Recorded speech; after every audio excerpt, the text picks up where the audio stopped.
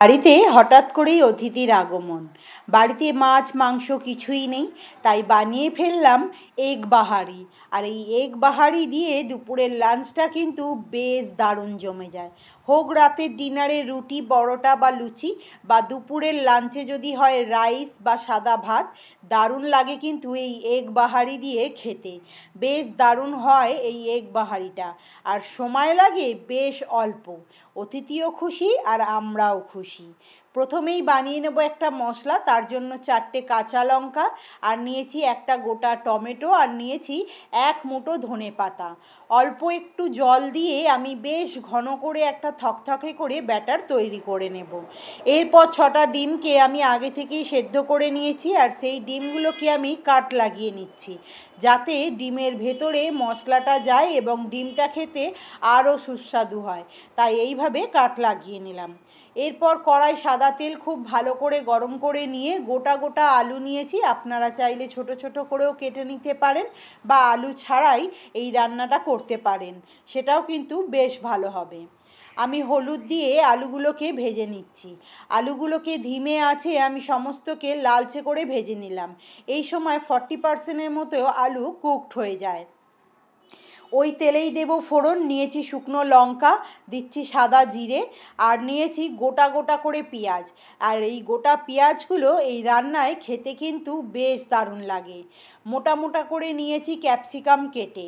সব কিছুকে দিয়ে আমি বেশ ভালো করে একটু ভাজা ভাজা করে নিলাম। এরপর দিচ্ছি আদা বাটা, দিচ্ছি আমি সেই পেস্ট, যে পেস্টটা তৈরি করে রেখেছিলাম। দিয়ে দেব 1 মুঠো কড়াইশুঁটি। কড়াইশুঁটিটা অপশনাল, ভালো না লাগলে স্কিপ করে যেতে পারেন। এরপর আমি সমস্ত কিছু দিয়ে বেশ ভালো করে নাড়াচাড়া করে নিলাম ততক্ষণ যতক্ষণ না কালারটা চেঞ্জ হয়েছে। কালারটা চেঞ্জ হয়ে যাবার পর এবার দেব নুন, হলুদ, লঙ্কা গুঁড়ো, জিরে গুঁড়ো, ধনে গুঁড়ো। এই সমস্ত কিছু মশলা দিয়ে আমি আবারও একবার খুব ভালো করে মশলাটা কষিয়ে নিলাম। এরপর দিয়েছি ভেজে রাখা আলু। ভেজে রাখা আলুটাকে দিয়ে আমি 5 থেকে 7 মিনিট হাই ফ্লেমে খুব ভালো করে কষিয়ে নেব। ততক্ষণ কষাবো যতক্ষণ না মশলা থেকে বেশ ভালো করে একটু তেল ছেড়ে যাবে। তো দেখুন, মশলা কষাতে কষাতে বেশ সুন্দরভাবে কিন্তু একটু তেল ছেড়ে গেছে। এরপর আমি দিয়ে দেব পরিমাণ মতো জল, বেশ ভালো করে কষিয়ে দিচ্ছি সামান্য একটু চিনি, রান্নায় ভালো ব্যালেন্স আসার জন্য। মিক্সির বাটিটা ধুয়ে দিয়েছি, অল্প একটু জল ভালো করে নাড়াচাড়া করে দিয়েছি, যাতে কোথাও মশলা ডেলা ডেলা না হয়ে থাকে। এরপর দিয়ে দেব পরিমাণ মতো জল। পরিমাণ মতো জল দিয়ে বেশ ভালো করে ফুটিয়ে নেবার পর দিয়ে দেব সেদ্ধ করে রাখা ডিমগুলোকে। সেদ্ধ করে রাখা ডিমগুলোকে দিয়ে বেশ ভালো করে নাড়িয়ে চাড়িয়ে দিতে হবে, যাতে ডিমগুলো গ্রেভির সঙ্গে একদম ডুবে ডুবে যায়। বেশ ভালো করে নাড়াচাড়া হয়ে গেলে তারপরেই আমরা দেব চিড়ে রাখা 4টে কাঁচা লঙ্কা। কাঁচা লঙ্কাটা বা ঝালটা নিজেদের স্বাদ অনুসারে। দিচ্ছি আমি কুচি করা ধনে পাতা। ধনে পাতার জায়গায় এখানে কাসুরি মেথিও ভালো লাগবে।